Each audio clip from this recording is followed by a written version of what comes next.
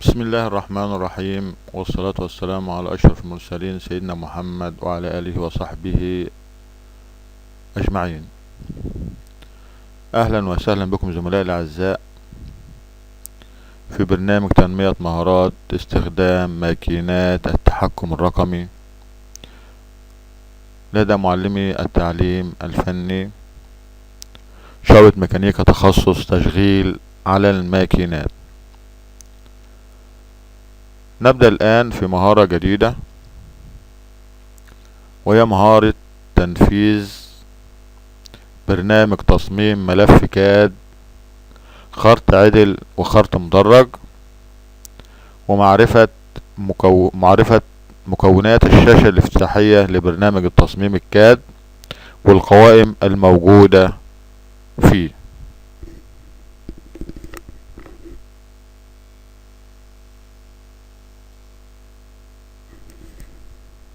نبدأ نفتح البرنامج على سطح المكتب.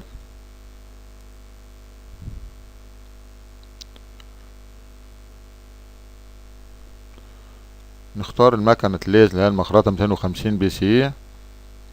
يبدأ البرنامج يحمل.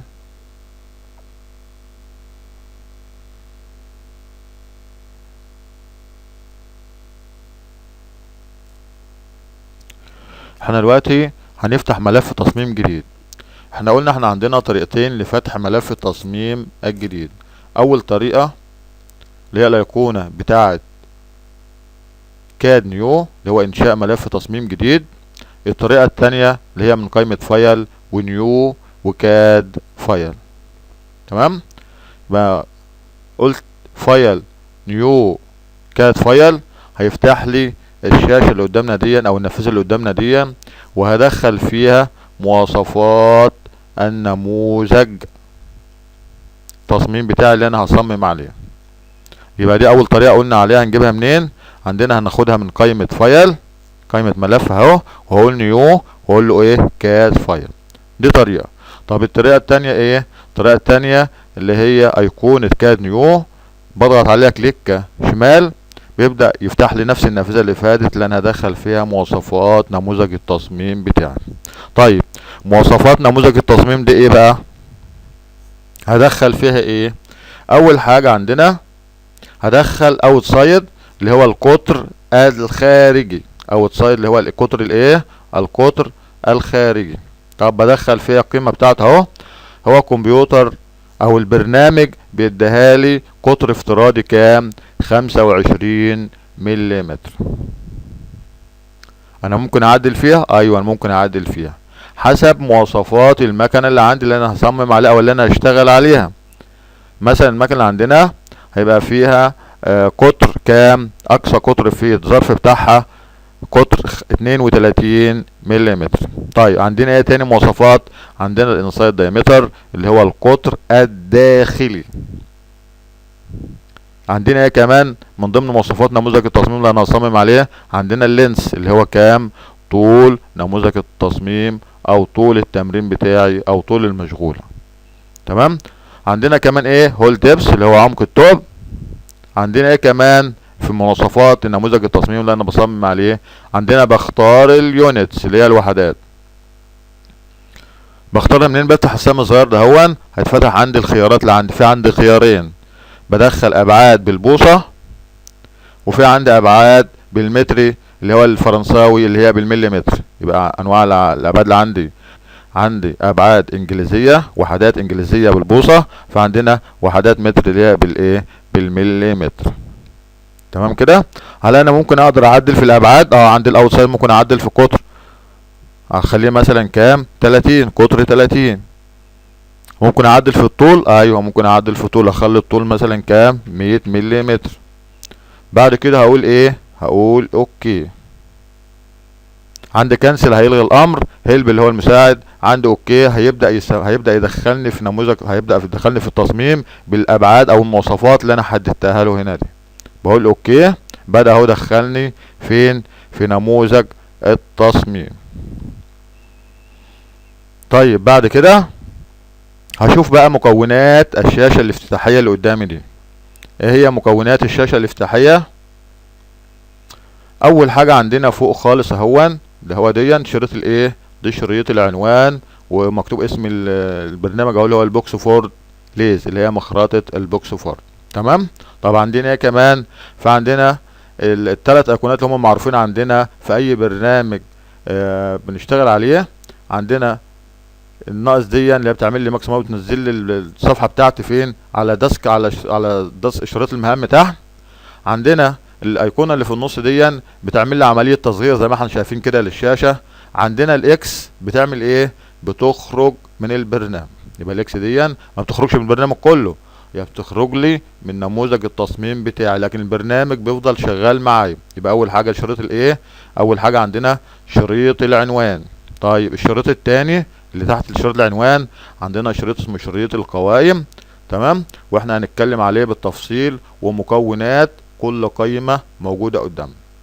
يبقى اول شريط العنوان، الشريط الثاني اللي هو شريط الايه، شريط القوائم. طب الشريط الثالث، الشريط الثالث هو اللي قدامنا اللي هو شريط الرسم. طب الشريط اللي بعد كده شريط الحالة، شريط اهون شريط الايه، الحالة. في عندنا ايه تاني؟ في عندنا منطقة العمل الرسمة، دي المنطقة دهيا، المربعات دهيا. تمام. دي اللي هي منطقة الايه، منطقة العمل او منطقة الرسم.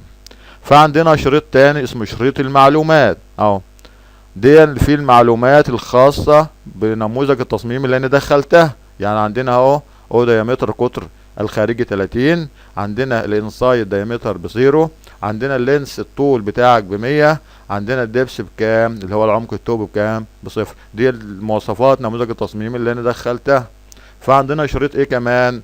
فعندنا اخر شريط اهون، الشريط ده هون اللي انا بقى ايه، ده شريط الرسائل المساعدة او شريط التفاعل بين البرنامج وبين المستخدم. تمام كده. يبقى انا عرفت انواع الشاشة الافتتاحية للبرنامج. نيجي بعد كده نتكلم عن قائمة. نيجي بعد كده نعرف القوائم الموجودة في برنامج البوكس فورد كاد كام ديزاين. اول قائمة عندنا هي قائمة ايه، قائمة فايل، هي قائمة ملف. القائمة التانية اللي هي القائمة اديت تحرير. القائمة التانية اللي هي قائمة دروينج تولز اللي هي ادوات الرسم. القائمة اللي بعد كده قائمة فيو اللي هي العرض. القائمة اللي بعد كده عندنا كونفيجريشن. القائمة اللي بعد كده ايه، هيلب. نيجي بعد كده هنمسك قائمة ونتكلم عليها بالتفصيل. اول قائمة عندنا اللي هي قائمة ايه، قائمة فايل اللي هي قائمة ملف. تمام. فيها ايه؟ اول حاجة عندنا فيها امر جديد نيو، يبقى امر نيو او امر جديد، ده بيفتح لي ملف تصميم كاد ايه، ملف تصميم كاد جديد. نيجي الامر اللي بعد كده اللي هو الامر الايه، الاوبن، فتح. امر اوبن يعني فتح، يعني بيفتح لي ملف تصميم كاد سبق حفظه فين، على جهاز الكمبيوتر قبل كده. الامر اللي بعد كده اللي هو امر سيف لحفظ ملف العمل الحالي. يعني انا فتحت على الملف الحالي.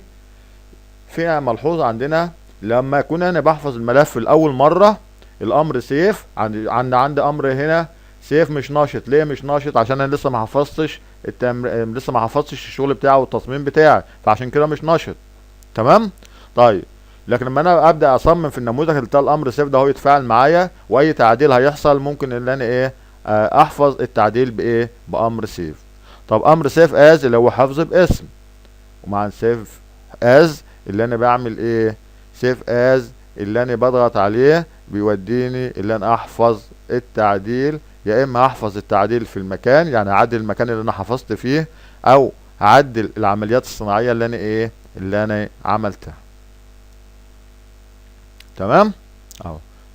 نيجي نشوف اوبن اهو، بفتح عليه بضغط على اوبن بيفتح لي النافذه بتاع اوبن، بختار الملف اللي انا عاوز ايه، اللي انا عاوز افتحه او اللي انا عاوز اشتغل عليه، واقول ايه اوبن. الامر اللي بعد كده اللي هو الامر الايه، السيف از اهو. السيف از اللي هو حفظ باسم، بختار اسم الملف. طبعا البرنامج البوكس فورد عامل لي ملف مخصوص لحفظ الملفات التصميم اللي انا عملتها، ملفات الكاد تصميم في البرنامج. بتخش على فولدر معين اسمه ملف فولدر جات، اللي هو الملف التصميم الكاد اللي هو بيبقى نازل مع الايه، نازل مع البرنامج. عندنا الامر اللي بعد كده اللي هو الامر الايه، البرنت، برنت الطباعه. طبعا نموذج التصميم لما انا احب اطبعه بيفتح لي نموذج التصميم اهو البرنت، يبدا ايه، ابدا اطبع النموذج التصميم اللي انا شغال فيه. الامر اللي بعد كده اللي هي البرنت سيت اب اللي هي اعدادات الطباعه.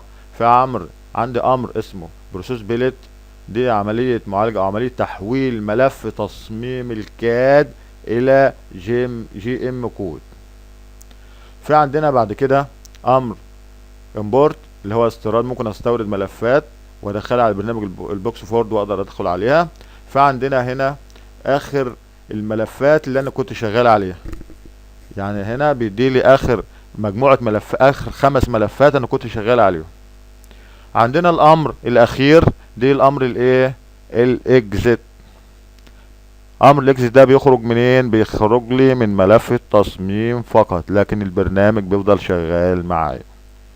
تمام كده. نيجي بعد كده القائمة اللي بعد كده اللي هي قائمة ايه، اللي هي قائمة اديت. قائمة اديت فيها ايه؟ قائمة اديت، قائمة اديت فيها اندو يعني تراجع، في ريدو اللي هو تراجع عن تراجع، امر ديليت، امر بروبرتيز اللي هي الخصائص.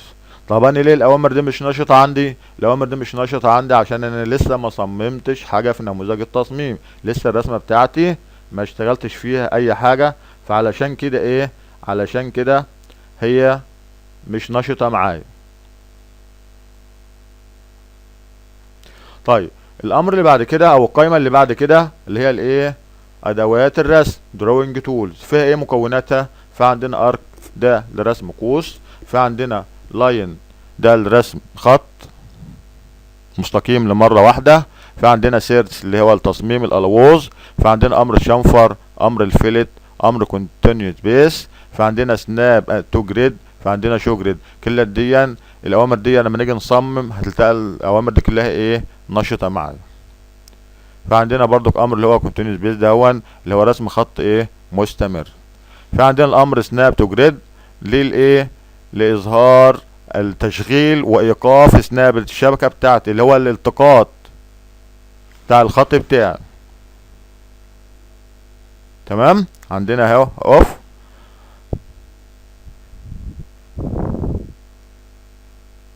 وايه واون وشغال. نيجي بعد كده امر الايه اللي هو الشبكة اللي قدامنا اللي هو المربعات، الخطوط الافقية والرئيسية دي اظهارها واخفائها. تمام كده. فعندنا ايه كمان؟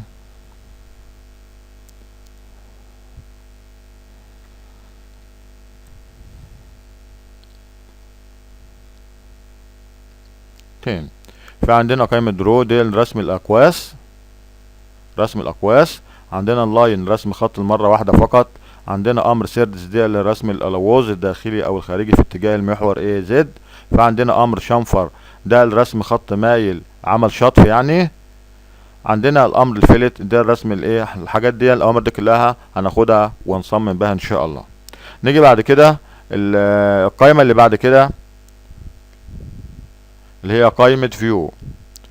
قائمة فيو المكونات بتاعتها ايه؟ اول حاجة اوتو دايمنشن اللي هو نظام الابعاد الاوتوماتيكي، وبينقسم في سهم صغير بيطلع عندي او بيطلع عندي نظامين، نظام مطلق ونظام تزايدي. تمام، نظام مطلق ونظام تزايدي. فعندنا كلير في حالة ما يكون انا رسمت الابعاد على التصميم بتاعي بالامر كلير ده هو بيشيل لي الابعاد اللي انا نزلتها او اللي انا عملتها على نموذج التصميم بتاعي. نيجي بعد كده فعندنا الامر ايه اسمه فول بروفايل، ده هيعمل لي ايه؟ ده بيعرض لي الصفحة بتاعة التصميم كاملة. يعني انا زمان عندي اهو، شوف صفحة التصميم عندي كاملة. تمام، كاملة.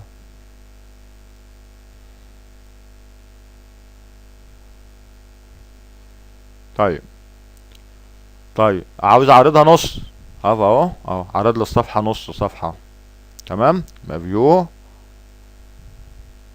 هاف وفول. نيجي بعد كده امر 3 دي لانش ريندر، ده بيعمل لي عملية معالجة ثلاثية الابعاد للتصميم بتاعي. فعندنا زوم ان ده لتكبير الرسم، فعندنا زوم اوت لتصغير الرسم، فعندنا زوم انتو اريا ده بيعمل ايه؟ دي لتكبير عينة معينة او مساحة معينة محددة فين؟ في التصميم بتاعي. عندنا بعد كده اللي هو الايه؟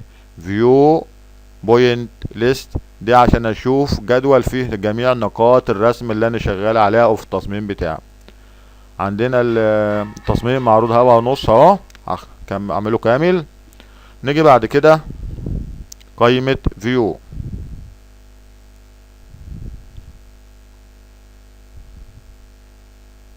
يبقى احنا كده خلصنا صفحة قائمة فيو.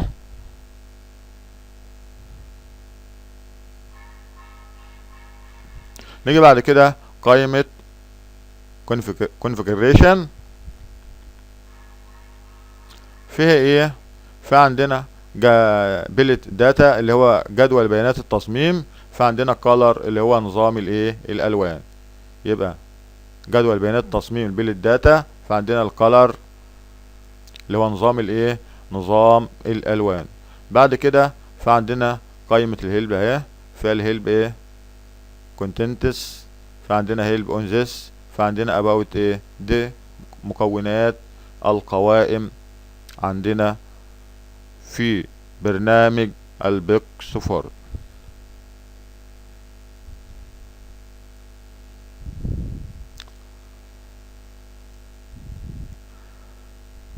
هاجي بعد كده هبدأ عملية تصميم ايه؟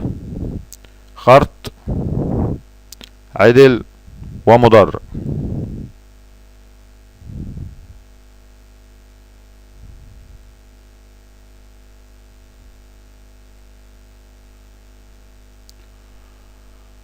هبدأ عملية تصميم.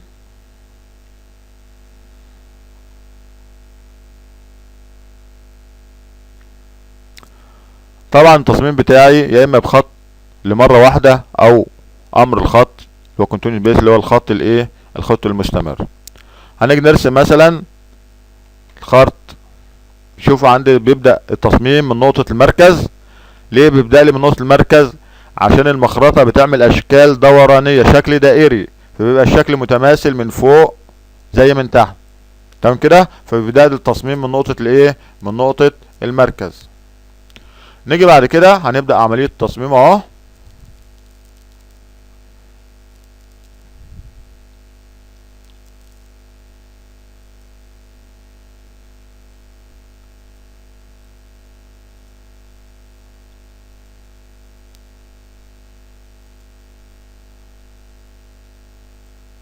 هبدأ اهو عملية ايه؟ خرط عدل. خرط عدل يعني بيبقى النموذج بتاعي خرط عدل لحد الاخر.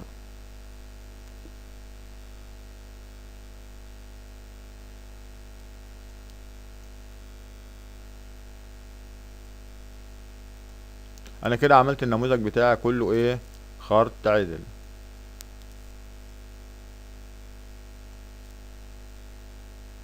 تمام كده دلوقتي خرط عدل اهو. طيب انا عاوز بقى اعمله ايه؟ خرط مدرج. هبدأ اعمل عملية الايه؟ تصميم الخرط المدرج.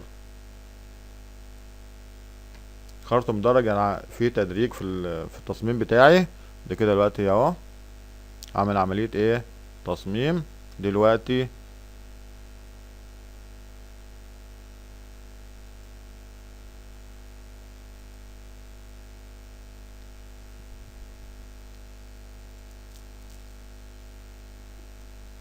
دلوقتي انا بعمل عملية ايه؟ تصميم خرط مدرج. يعني الخرط بتاعي مش عدل، اللي فات كان عدل. تصميم دلوقتي عندي ايه؟ بعمل تصميم خرط مدرج. انا دلوقتي لسه ما انتهتش من التصميم. عشان انتهي من التصميم لازم اقفل التصميم بتاعي على خط المركز. شوف الخط لسه الخط بتاعي مفتوح وما قفلش. باجي على خط المركز واعمل كليكه كده، كده التصميم بتاعي قفل معايا اهو.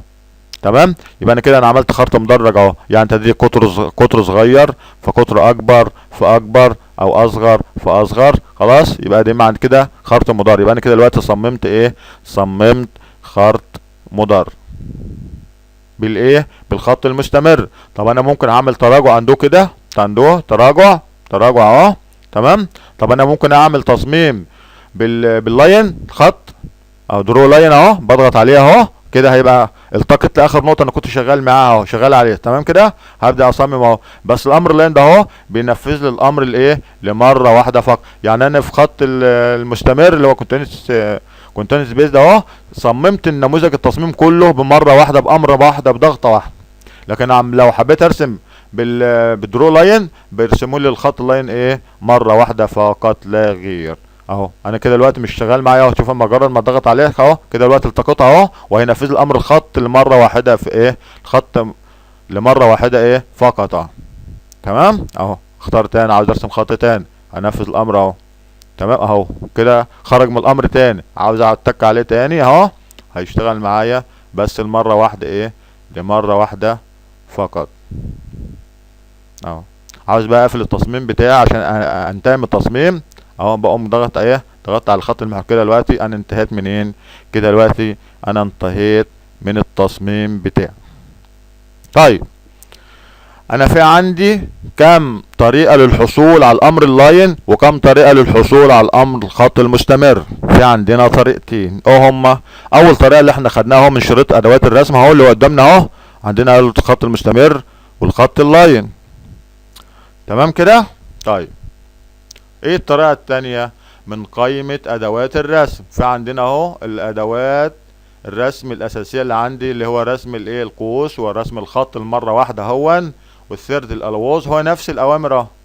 بس بدل ما اروح افتح قائمة واختار الامر، لا انا عندي من شروط ادوات الرسم مختصر واسرع من اللي انا اروح افتح قائمة واختار الامر تاني. بس انا في عندي اكتر من طريقة لايه لرسم الخط، يا اما من شريط ادوات الرسم، يا اما منين، يا اما من قائمة دراونج تولز اللي هي قائمة ادوات الرسم.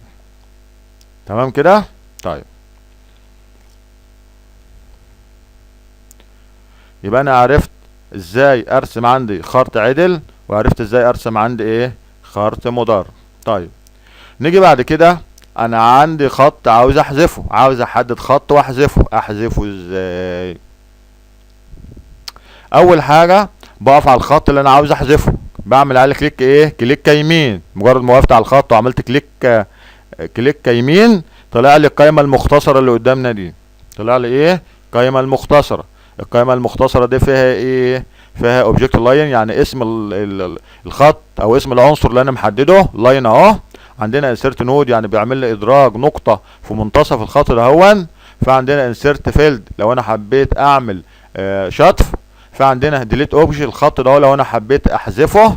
فعندنا كونفيرت تو سيرتس، بس احنا هنتكلم عليها بالتفصيل لما نيجي نصمم الالوز. فعندنا ايه بروبرتيز. طب الخط اللي انا عاوز اعمل فيه ايه؟ انا عاوز احذفه، يبقى هعمل ايه؟ احدده الاول، كليك يمين تحدد، طلع معايا القائمه المختصره، اقول له ايه ديليت اوبجكت، الخط اتحذف عندي اهو. طب هعمل تراجع، يبقى دي طريقه. طب الطريقه الثانيه من قائمه ايه؟ الطريقه الثانيه من قائمه اديت. طيب هو مش مفعل عندي ديليت ليه؟ عشان انا ما حددتش الخط، يبقى انا لازم احدد السلكت، احدد الخط الاول اللي انا عاوز ادلته اهو. يبقى كده مجرد ما حددته طلع عندي اهو. طب اروح كده مش عاوز احذفه من القائمه المختصره، احذفه من قائمه ايه؟ من قائمه اديت. عندنا قائمه امر ديليت اهو اتفعل معايا. يبقى انا عرفت ازاي دلوقتي احدد خط مستقيم، او احدد اي عنصر عندي، مش خط مستقيم بس، اي عنصر عندي في التصميم بتاعي ازاي احدده. بقف عليه واعمل كليك يمين كده دلوقتي اتحدد عندي اهو. تمام. يا اما احذفه يا اما ممكن ايه احوله لخط الوز، بس احنا مش بصدد الوز دلوقتي عشان احنا في عندنا مهاره مخصوص اللي انا ازاي مهاره الالوز. تمام كده. طيب نيجي بعد كده ازاي احفظ التصميم بتاعي. انا دلوقتي عملت تصميم اهو، صممت اهو خط مدرج اهو وعاوز احفظه. علشان احفظ التصميم الكاد بتاعي، التصميم الكاد بتاعي لاول مره بعمل ايه؟ بروح من قائمه فايل، قائمه ملف. يبقى خطوات الحفظ هنقولها تاني. ملف هنقول ايه؟ سيف او سيف از. امر سيف ما كانش بتنشط معايا في اول ما فتحت البرنامج عشان انا ما كنتش مصممت حاجه. شوف مجرد ما صممت اهو بقى نشط معايا سيف اهو. طبعا ما دام انا بحفظ النموذج بتاعي لاول مره، سيف بتساوي سيف از. سيف بتساوي ايه؟ سيف بتساوي سيف از. الاتنين اهو، لو انا ضغطت على سيف اهو هيفتح لي قائمة ايه؟ سيف از. طب لو انا فتحت قائمة سيف از هيفتح لي برضو قائمة سيف از. عشان ايه؟ انا لسه بحفظ التصميم بتاعي لاول مرة. تمام كده؟ طيب نيجي بعد كده، انا هيطلع لي نافذة، النافذة بعنوان ايه؟ سيف از. بكتب فيها ايه او بعمل فيها ايه؟ عندي فايل نيم اهو اللي هو اسم الملف، اسم الايه؟ الملف. طبعا انا بسمي الملف حسب العمليات الصناعيه اللي موجوده فيه. احنا الملف اللي قدامنا ده احنا عملنا فيه عمليات صناعيه ايه؟ عملنا فيه خرط مدرج. عملنا فيه ايه؟ خرط مدرج اهو. تمام. فهاجي اسميها اقول ايه؟ اقول خرط مدرج اهو، خرط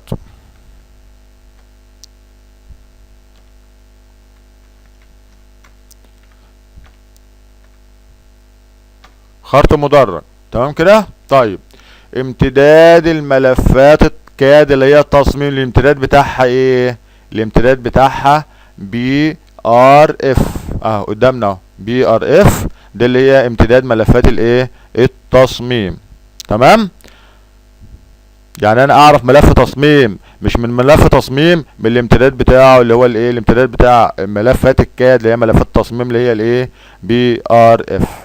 طب بعد كده بعمل ايه؟ يبقى انا غيرت الاسم وغيرت، وبعد كده هعمل ايه؟ اختار الاسم بتاعه واقول له ايه؟ اقول له سيف ولا سيف از. لما اقول سيف هيحفظ لي، لكن لما اقول كنسل هيغير الامر بتاع الحفظ. طب انا هقول سيف عشان ابدا احفظه. كده انا حفظت التصميم بتاعي اهون باسم ايه؟ باسم خرط مدرج. يبقى انا كده دلوقتي عملت، نقول تاني خطوات الحفظ. قائمة فايل، عندنا سيف از. تمام اهو، هيطلع لي اسم القائمه سيف از. اختار اسم الملف وهكتب اسم الملف. طبعا معروف الامتداد بتاع ملفات التصميم الكاد اللي هي الايه؟ بي ار اف. بعد كده بضغط ايه؟ بعد كده بضغط سيف. يبقى خطوات الحفظ عرفناها. نيجي بعد كده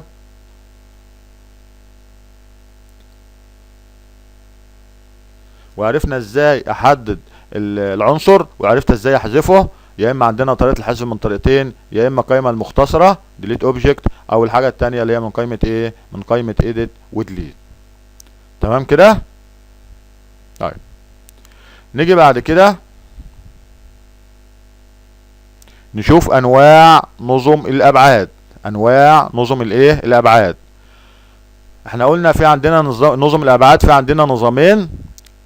في نظام مطلق ابسوليوت، وفي عندنا نظام تزايدي.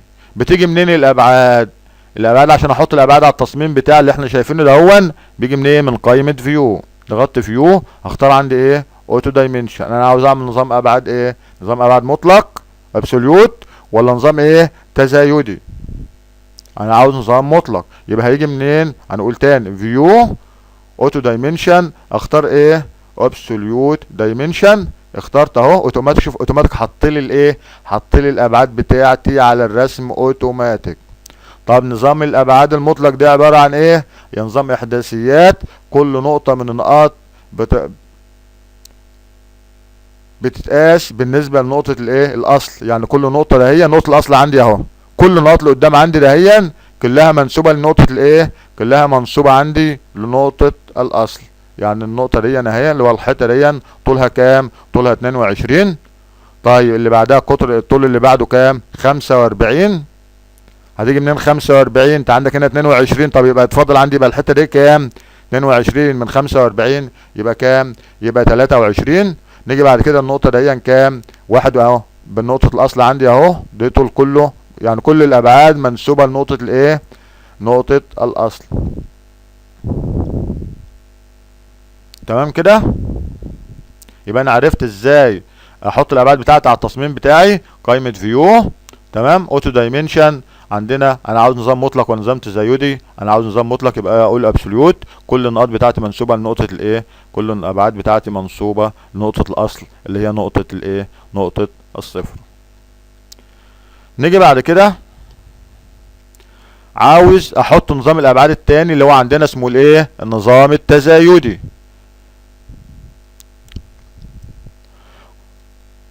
جه النظام التزايدي اهو. كل نقطة بتقاس بالنسبة لإحداثيات النقطة التي تسبقها. كل نقطة بتتقاس بالنسبة لإيه؟ الإحداثيات التي تسبقها على الحركة الخطية أو الانتقالية بنظام الإحداثيات المطلقة. كمثال النقطة دي بادئة مثلا من هنا اهو، عندنا النقطة دي كام طولها؟ كام؟ 12. اللي بعدها 23 بدايتها بتنتهي من نهاية الايه؟ النقطة الأولانية اللي هو ال 21. يبقى دي نظام أبعاد ايه؟ ده نظام أبعاد تزايدي. بيجي ازاي؟ مقايمة فيو، اوتو دايمنشن، اقول ايه؟ انكريمنتال دايمنشن.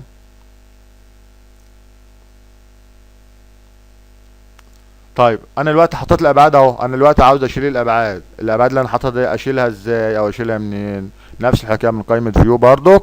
عندنا الاختيار الثالث اللي هو الايه؟ كلير اوتو دايمنشن، ضغطت عليه شال الابعاد اللي كانت موجوده عندي على الرسمه اهو كده. تمام. يبقى انا كده عرفت ازاي افتح ملف تصميم، كده عرفت ازاي القوائم الموجوده في الشاشه الافتتاحيه لنظام التصميم اللي هو الكاد. قوائم مكونات الشاشه الافتتاحيه بتاعتنا، قلنا شريط العنوان وشريط القوائم وشريط الرسم وشريط التفاعلي وشريط المواصفات النموذج التصميم بتاعنا. تمام. وعرفنا ازاي اصمم خرط عدل وخرط مدرج، وعرفت ازاي احذف عنصر، وعرفت ازاي احفظ،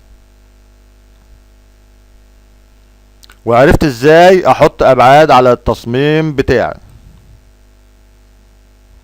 وعرفت ازاي احط ابعاد دايمنشن على التصميم بتاعي، وعرفت ازاي اشيل الابعاد بتاعتي. طيب انا دلوقتي عملت اهو النموذج بتاعي، صممت اهو. ازاي اعرضه؟ كده دلوقتي هو معروض كامل اهو، نصين كاملين. طب انا عاوز اعرضه نص اهو، عرض لي نص اهو. بعد كده عندي ممكن اعمل له عملية ايه؟ عملية، وعرفت ازاي احفظ،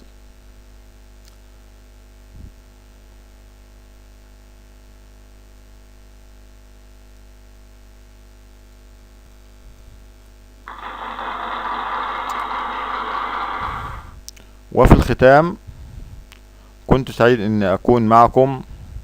هذا وان كان من توفيق من الله وحده، واذا كان هناك خطأ او نسيان فمني ومن الشيطان، ولا يسعني الا ان ادعو ربي اللهم علمنا ما ينفعنا وانفعنا بما علمتنا وزدنا علما يا رب العالمين. والى اللقاء مع مجموعة اخرى من المهارات، مع تمنياتي لجميع الزملاء بالتوفيق والسداد. والسلام عليكم ورحمة الله وبركاته.